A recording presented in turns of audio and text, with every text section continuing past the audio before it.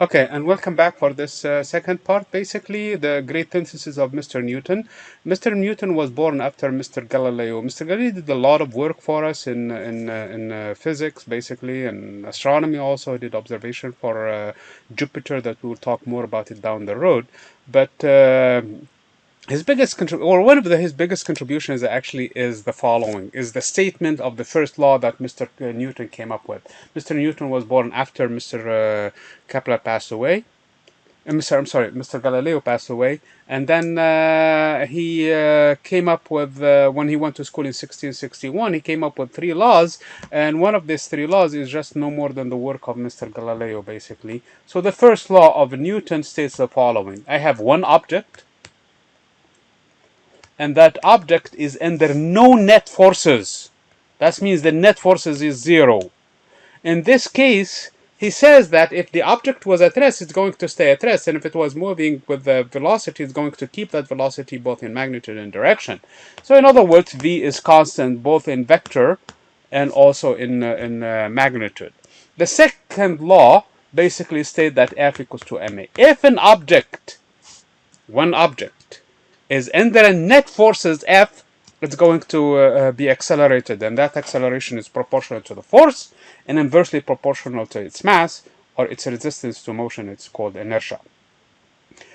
The third law, basically the first and second laws are dealt with one object, either under no net forces or under net forces. The third law says basically now if I have more than one object, what happens? In this case, if I have two objects, and these two objects interact, they do so in such a way if one exerts a force and the second exerts a force that is equal in magnitude but opposite in direction. And this is the law of action-reaction. So these are what he said, that basically these three laws will suffice. If the universe is made up with one object, I have two possibilities. Either under net forces or under net forces, and both the first law and the second law will cover those two. Now, if the universe is made up with more than one object, then in this case, and if this object, now they have two possibilities. Either they interact or they don't interact. If they don't interact, then we're back either to law number one and law number two for each and every one of those objects. Or, if they do interact, now we have a problem, and that is covered actually by the third law, namely that interaction is in such a way that if one exerts a force on the second is exerts a force that is equal in magnitude but opposite in direction. So he was happy, content, until something hit London, similar to what we're going through right now, the pandemic. And of course, it was a different disease then. It was actually the plague.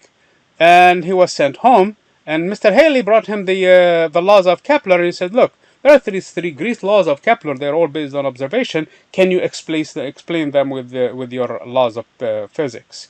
So basically what he did, and we're going to talk about that in the next item, he basically was able to explain those. But before we get into that, let me get into some items. Basically, the mass, the volume, and density, because they will play a critical role down the road into our discussion, and the angular momentum. Okay. So let me talk about the mass. The mass, again, is the resistance of the object to the motion to change in motion, not to the motion itself, I'm sorry. And its units in a kilogram. This is how much stuff you have in an object, basically. The more mass you have, the more resistance the object is to the change in motion. The volume is basically how much it occupies in space, and that's a geometrical property, and its units is cubic meter. So the ratio of the mass over volume is what we call density. So the density is mass over volume. And the units for density appropriately are kilogram per cubic meter. But we're not going to be using kilogram per cubic meter because it's going to be in the thousands. And when we're comparing numbers, and you will see down the road all the tables, we're going to be using grams per cubic centimeter.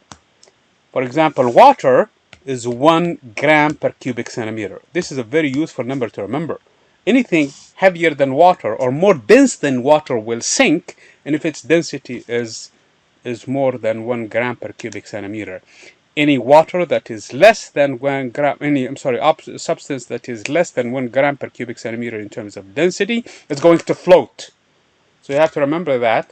And the denser the object is, the faster it's probably going to float, you're going to sink because of the buoyancy. In this case, is not enough to counter its weight. So these are some of the principles that we will need, and I would like you to remember this number, especially later on when we're talking about planets and moons and things like that.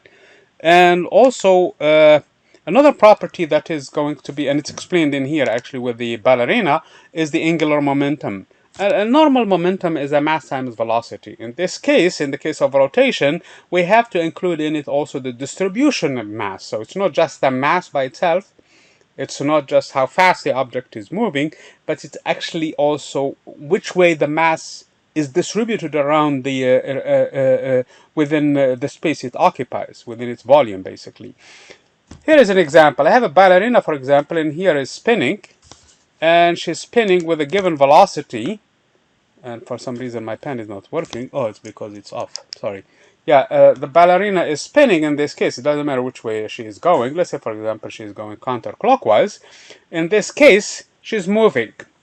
But if she changes the distribution of her mass, bringing her hands together, in this case, without doing anything, without somebody going and pushing her, without doing anything, she will going to gain velocity in this case.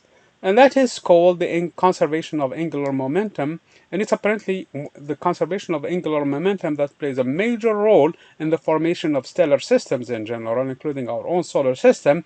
And that explains how come planets closer to the sun, for example, will move faster, and planets further from the sun will move slower. As a matter of fact, this angular momentum, both as a vector, explains the first law of Kepler, and the second law of Kepler also in terms of the areas. So it all has to do with the conservation of angular momentum, because once the solar system has formed, at that point, there was no external forces or torques to cause the solar system to gain speed or anything like that. So everything settled, and that's how the solar system, in terms of the first and the second law, can be explained. The third law is a little bit tricky and actually involve more math than this two, but it's also actually can be explained by this one. So that's exactly the task for the next point. Thank you.